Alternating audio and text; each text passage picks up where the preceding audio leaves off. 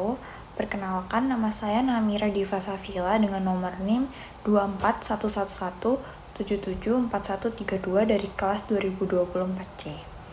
Pada kesempatan kali ini, saya akan mempresentasikan hasil analisis saya mengenai refleksi hubungan pertemanan dan identifikasinya dengan teori pertukaran sosial pada mata kuliah komunikasi interpersonal yang diampu oleh Ibu Rizky Mutkiah. Pertama-tama, mari kita berkenalan lagi dengan teori pertukaran sosial. Jadi, teori pertukaran memandang hubungan sosial sebagai transaksi di mana orang mengevaluasi hubungan berdasarkan analisis untung rugi. Dari teori tersebut memiliki 5 komponen utamanya. Yang pertama ada reward, yang kedua ada cost, yang ketiga ada outcome, yang keempat ada comparison level, dan yang terakhir ada comparison level for alternatives.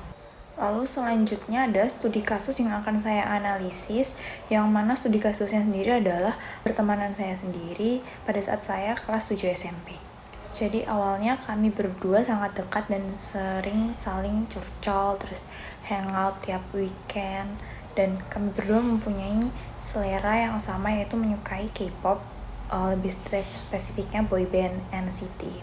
Lalu setelah melewati 1 semester bersama, ada perasaan tidak enak yang saya alami karena kita berdua teman sekelas dan saat itu tergolong dekat pastinya ya. Jadi kita di kelas tuh duduk di bangku yang sama gitu.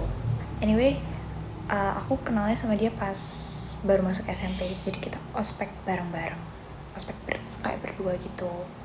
Terus akhirnya deket. Terus pas masuk semester 1 terus masuk semester 2 itu, di situ aku mulai ngerasa dia hanya bergantung ke aku, alias dia sukanya tuh nyontek aku, entah itu tugas yang dikerjain pas di sekolah ataupun itu PR gitu. Nah, awalnya aku gak keberatan kalau dia nyontek, asalkan dia juga harus ada kontribusinya dong.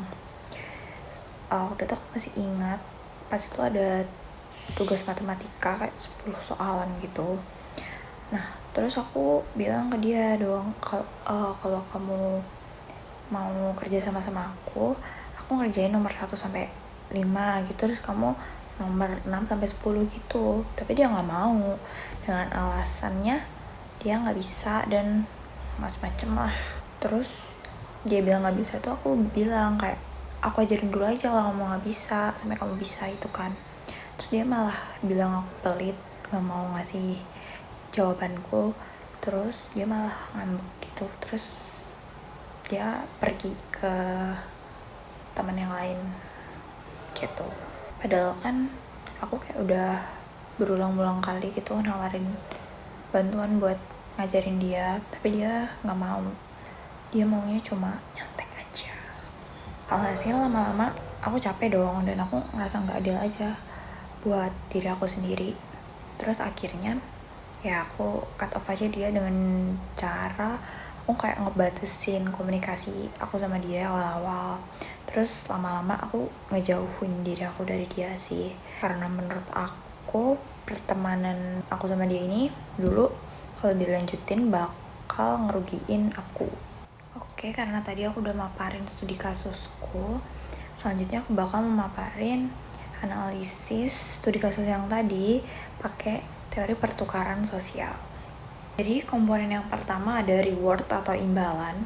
Nah, di hubungan pertemanan aku yang tadi, reward yang aku terima cuma interaksi sosial biasa di awal pertemanan kami, dan gak ada imbalan akademis sama sekali atau emosional yang berarti, dan juga gak ada timbal balik yang positif menurut aku. Sedangkan imbalan yang teman saya dapat hasil jawaban pekerjaan saya, dan dia juga dapat nilai yang lebih baik tanpa adanya dia berusaha, dan juga dia dapat dukungan akademis yang saya kasih ke dia terus menerus. Lanjutnya, komponen kedua ada pengorbanan. Nah, pengorbanan yang saya keluarkan waktu itu menurut saya ada waktu dan energi untuk membantu dia.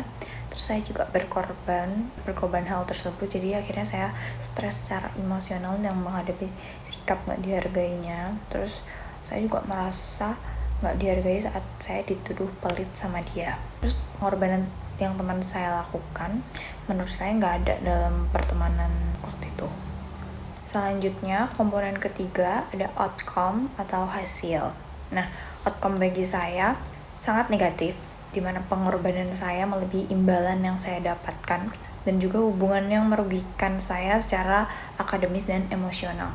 Sedangkan outcome bagi teman saya bisa dibilang positif, yang mana dia mendapatkan keuntungan akademis tadi dengan pengorbanan minimal. Oke, selanjutnya ada komponen keempat, yaitu comparison level, yang mana ekspektasi saya tentang pertemanan yang saya jalin saat itu adalah adanya timbal balik dan kontribusi dari kedua belah pihak, dan juga rasa hormat terhadap batasan-batasan yang saya tetapkan.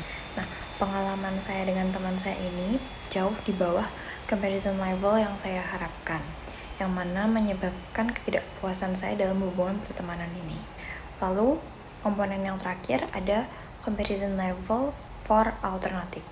Nah, evaluasi alternatif yang saya dapatkan dibandingkan hubungan saya saat itu, yang mana tidak memiliki hubungan tersebut lebih baik daripada melanjutkan hubungan tersebut, karena dengan saya mengakhiri pertemanan tersebut, saya mendapat peluang untuk membangun pertemanan baru yang lebih sehat.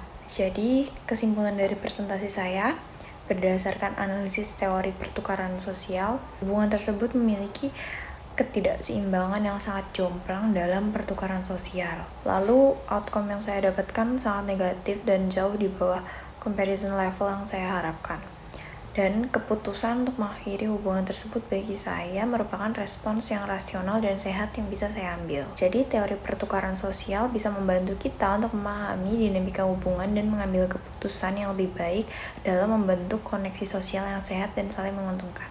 Baiklah, sekian video presentasi yang dapat saya paparkan. Bila ada kesalahan kata, mohon dimaafkan. Wassalamualaikum warahmatullahi wabarakatuh.